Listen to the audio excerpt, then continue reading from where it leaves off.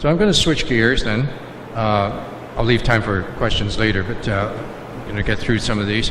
I'm going to go to HIFU, high intensity focused ultrasound. This also has a reasonably long history. Back in the 1960s and early 70s, these vintage pictures from there, you can see ultrasound. The idea there is to focus ultrasound waves from different sources. I don't know how well you can see that. Well, there's one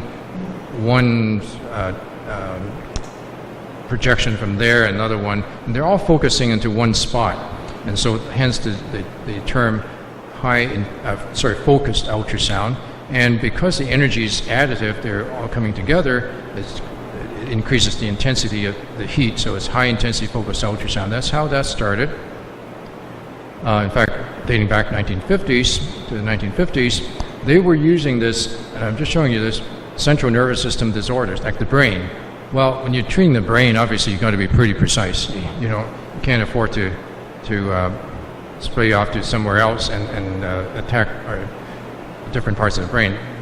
Mind you, this is a cat brain I'm showing you, but still, the whole idea is that they were doing some lesions with, cryosurgery on the brain, and even more precise would be things like, this is an eyeball, this is glaucoma therapy, they were treating that.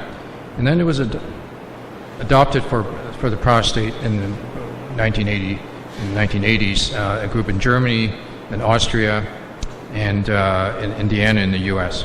So that's cryosurgery, that's the history of that, that's how it got started. So how does it work? Well, as I mentioned, this is normal. If you've come across ultrasound, you get an ultrasound on your kidney or your gallbladder or whatever, that's ultrasound imaging, and the waves are basically coming almost parallel, and then they get a picture. Whereas with focused ultrasound, they have a focal area right there where you get a wider span, I guess. I'm not using the right words, but you get, as I mentioned, you get the idea. It focuses to one spot and you get high intensity focused ultrasound. So this is how it goes here. The probe goes in the rectum and it focuses, shoot it towards the prostate, of course, and you do it there. This just shows the red color is the higher temperature, so it focuses right on one spot. What we're trying to give you the message is that it can just heat that one spot, and then we can move it and hit the next area and heat that spot there without damaging even the tissue in between those two, what we call lesions, those two spots. So it's very, very precise, in fact, with sparing of the surrounding tissues. So the idea of high-intensity focused ultrasound is to basically treat the prostate and focus in different areas and go from one to the next, to the next, to the next, and then change the focal length to an area further away or closer. And that's how it's done. Same idea here. So just a blown-up picture of that, shooting into the prostate. So treat here first and then there. So that's, I'll show you the different pictures, what actually happens. So with ultrasound, this is the ultrasound picture of the prostate, looking at it one way, and this is looking from it from the side. So you at least know where you are. This is the kind of top or the front part of the prostate, and this is looking from the side again, the front part, the rectum, and this person will be back there. So we basically, as I mentioned, is like treat one little area, each little dot is treating one area, and this tells you, the time and the temperatures and all that. So this is the actual picture, the actual control panel that I'm actually looking at when we're treating the prostate. And some of you may be familiar with this, at least in the Toronto area. There's a company, HIFU, Maple Leaf HIFU, and then there's one called Can-Am HIFU.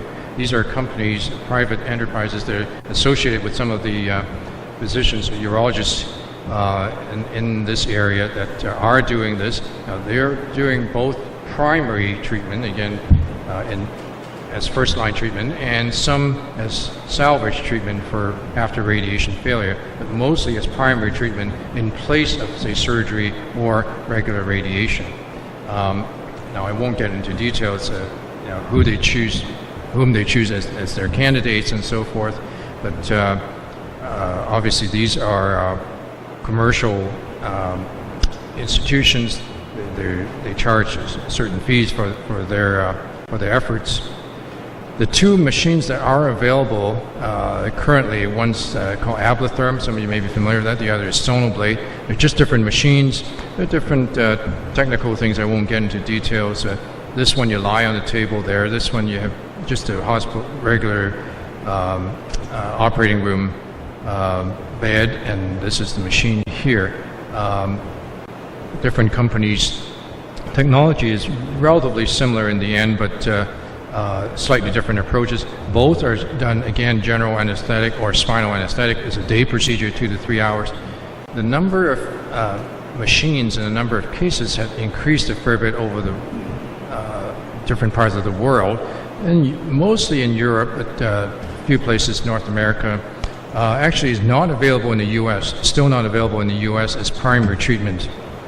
In Canada it is approved, obviously, because some of the places are doing it. I'm doing it, again, I'm only doing it as so-called salvage therapy, again for patients who have already failed radiotherapy as part of a clinical trial. So how has it worked? Well, over the years, late 1990s, Europeans were really the leaders in France, and I mentioned Germany and Austria.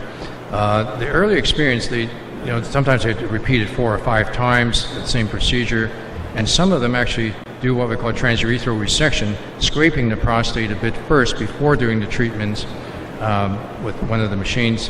I won't get into details, but things have improved a lot in terms of how long the catheter needs to stay in terms of urine leakage, incontinence rate, and things have improved quite a bit. So this so-called TURP, or scraping the prostate, this is how you do it. Their idea is that you scrape off most of it, the middle part first, so that it makes the treatment a little easier and less time. And then the ultrasound waves penetrate easier. So that's how they began. In terms of the publications, there are no randomized trials. There hasn't been a study that compared HIFU versus other studies versus standard treatments like radiation, external radiation, or radical prostatectomy surgery. And unfortunately, other problems are there's no standardized reporting criteria saying, well, everybody going by the same rules and say, well, I consider this a failure or this is a success. But everybody uses slightly different criteria. So the results, I'm not saying anybody's trying to make the results look any better, but they're still using different criteria. So we really can't compare and don't have consistent reporting. And the majority of these studies that have been published didn't actually do biopsies afterwards. So we didn't actually know if the results were, if they've actually completely killed the cancer or not. Yes, quite often they'll do PSAs, but as you know, the PSA may or may not reflect what's there. You could still have certain cancer cells that are still hiding in there with the PSA being very low. And the report generally says 65 to 85%, so quote unquote successful. So various countries, because of those publications and patients, the public wanting to use the technology and so forth, various governmental agencies and healthcare agencies have done so-called systematic reviews of the publications. Now, this is basically done by the government. This is a systematic review. In France, there's this review, and their recommendation is that HIFU could be used as an option for older patients. I apologize to you that are older, over 70, but that's their wording. Greater than 7 years of age, with low-risk disease. They said, well, for more bulky disease, they can't be sure that HIFU works, but for low-risk, it probably is okay because fewer side effects, and the cancer likely can be handled by HIFU. That's from France. Okay. Actually, myself included, did one just in Ontario here, and Cancer Care Ontario. Some of you are familiar with Cancer Care Ontario. Our recommendation was that this was published a couple of years ago, and then we got into some trouble with a couple of the groups who were doing this. That said, our conclusion is it should still be considered investigational. Okay.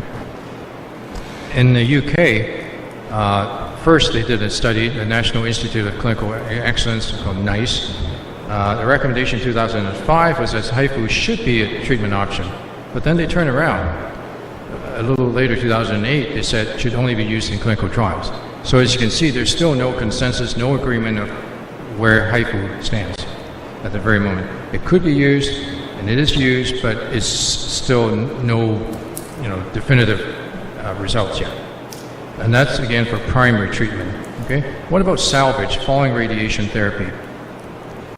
We've done our group, I've done work on that, and we've published some of our results. We've also combined our results with a group in the UK, the other London, we call it. So results from 2 Londons.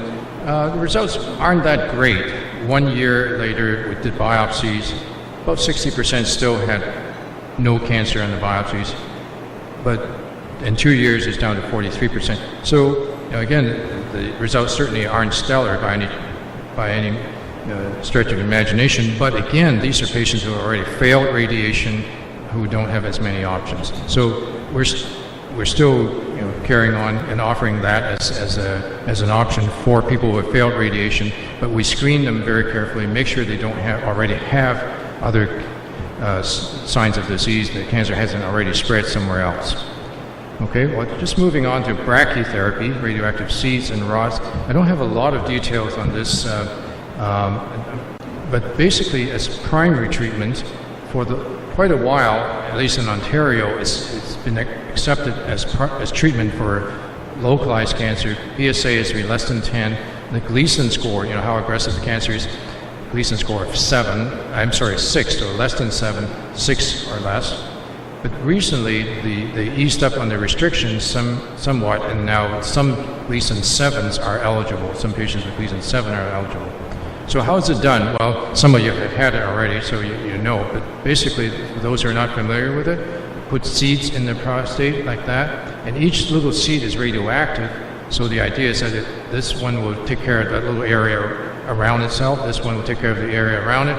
So in the end, if you localize the whole prostate, spread out the seeds evenly, it should cover and kill all the cancer cells within the whole prostate. Now you can say, why don't you, if there's the cancer, why don't you just do that? Well, again, because it's quite often it's multifocal, so far we don't actually know the results yet. So the whole gland is still being treated, and how we target it is like this.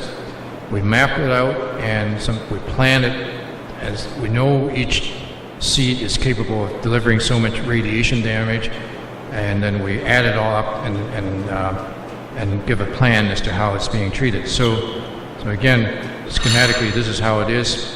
The rectal ultrasound probe, and then the seeds go in like that.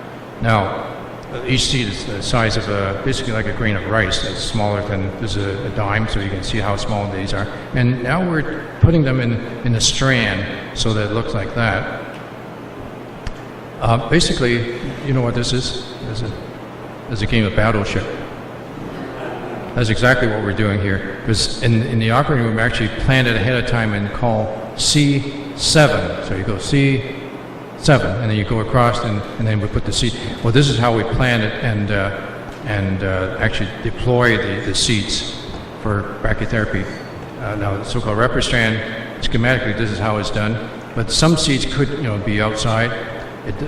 And there are some ways to, again, using different ultrasound technologies, using a robot, even robotic guidance, to improve on the accuracy and delivering just to the right place and not outside.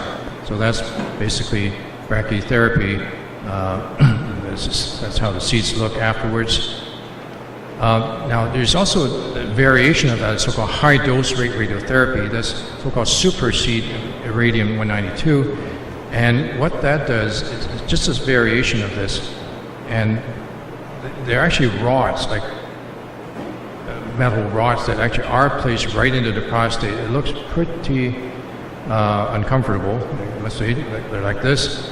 And so like that. And then afterwards, they're hooked up wired up, and the machine is activated. So this is reserved for the higher risk prostate cancers, for people who have more aggressive cancer or more aggressive Gleason 7s and some 8s and so forth.